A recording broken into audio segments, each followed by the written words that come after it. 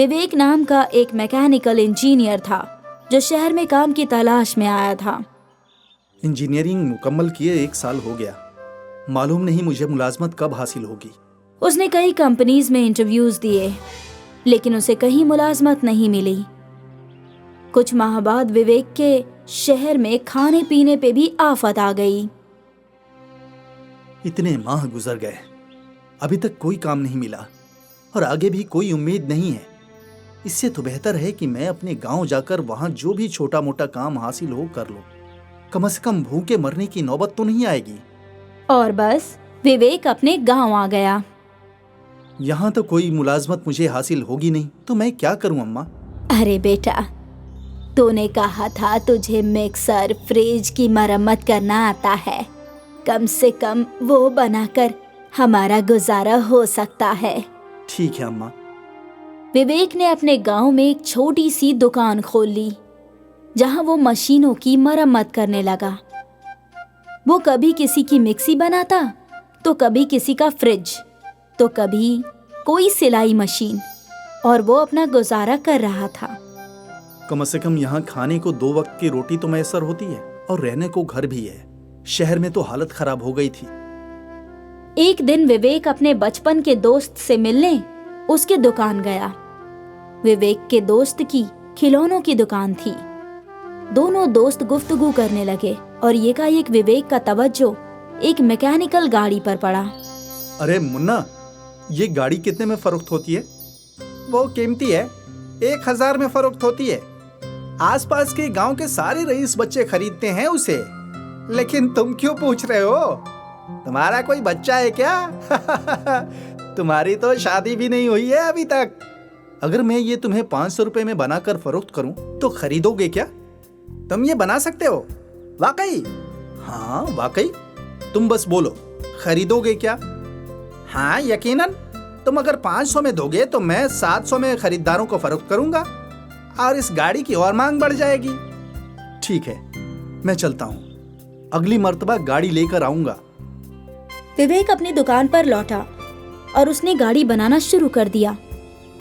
कई घंटे गुजर गए और फिर विवेक ने एकदम हूबहू खिलौना बना लिया। ये हुई ना बात। मुझे यकीन था कि मैं ये बना ही लूंगा। अब बस इन्हें लेकर मुन्ना के पास जाता हूँ। विवेक सारी गाड़ियों को लेकर दोस्त के पास गया। अरे वाह यार, ये तो उससे भी बेहतर है। मुझे यकीन है कि बच्चे इसे खूब पसंद करेंगे। मुन्ना ने उसे 6 गाड़ियों के 3000 रुपए दे दिए। विवेक पैसे देखकर बेहद खुश था। उसके एक दिन की मेहनत के पहली मर्तबा उसे इतने सारे पैसे मिले थे और इस रोज से विवेक को खिलौने बनाने के ऑर्डर्स आते गए। वो रोज खिलौने बनाता और मुन्ना को फरोख्त किया करता था। विवेक की आमदनी काफी अच्छी हो रही थी और गांव में उसकी अच्छी गुजर रही थी। 1 साल गुजर गया।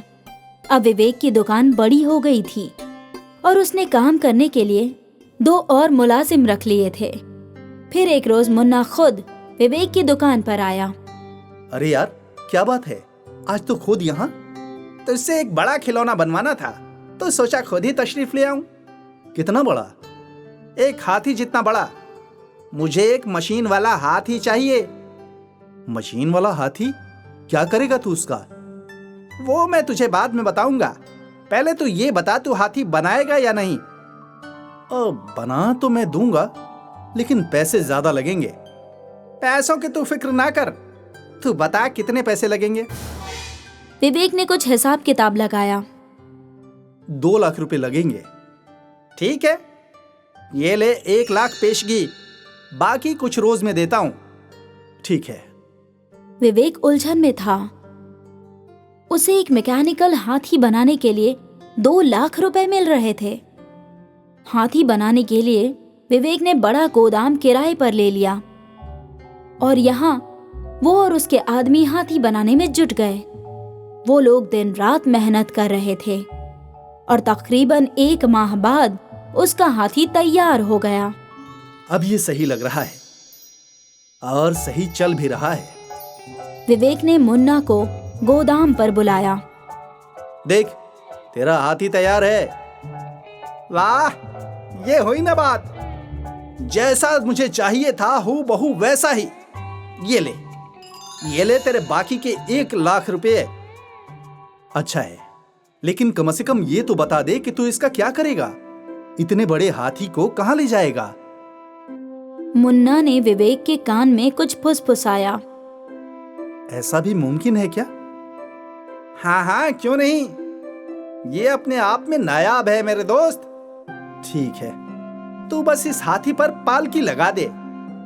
हाँ। विवेक ने इशारा किया और उसके आदमियों ने हाथी के ऊपर पालकी जोड़ दी। मुन्ना उस बड़े हाथी की गर्दन पर बैठा और उसे चलाने लगा। वो हाथी लेकर सड़क पर चलने लगा और लोग उसे देखकर हैरान हो गए। क्या चीज है ये? ये है रोबो हाथी। क्या? मशीन वाला हाथी। मुन्ना हाथी को चलाकर पार्क पहुंचा। रोबो हाथी की सवारी बस 30 रुपये, 30 रुपये। भाईजान, मुझे रोबो हाथी की सैर करनी है। मुझे भी।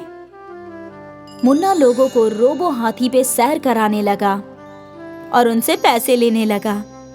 कुछ ही घंटों में मुन्ना के पास अच्छे खासे पैसे हो गए थे। एक रोज की कमाई 10,000 रुपये। ऐसा ही चलता रहा तो बस 20 दिन में 2 लाख आ जाएंगे। वाह, ये तरकीब तो बड़ी अच्छी है।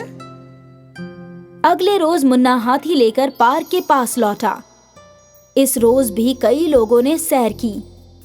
शाम के वक्त वो साहिल पर गया तो वहां भी लोग रोबो हाथी के दीवाने हो गए। कई लोगों ने वीडियो बनाया और मुन्ना का रोबो हाथी वायरल हो गया। आज तो कल से भी ज्यादा पैसे कमाए हैं मैंने। अगले रोज रिपोर्टर मुन्ना का इंटरव्यू लेने आए। ये आपने कैसे किया? ये तरकीब तो मेरी थी, लेकिन इसे बनाया है मेरे दोस्त विवेक ने। वो एक इंजीनियर है। वाह, तो ये देखिए, ये है रोबो हाथी जिसके सैर का लुत्फ आप उठा सकते हैं बगैर किसी जानवर को तकलीफ दिए। शायद अब ह्यूमन राइट्स वाले भी खुश होंगे। वाकई मुन्ना जी और विवेक जी की ये तरकीब काबिले तारीफ है। मुन्ना और विवेक की तस्वीर अखबार में छप गई और वो लोग रातों रात मशहूर हो गए। और फिर विवेक की दुकान पर खरीदारों का हुजूम लग गया। हर किसी को रोबो हाथी ही बनवाना था। विवेक और मुन्ना दोनों की किस्मत खुल गई। उन पर पैसों की बारिश होने लगी।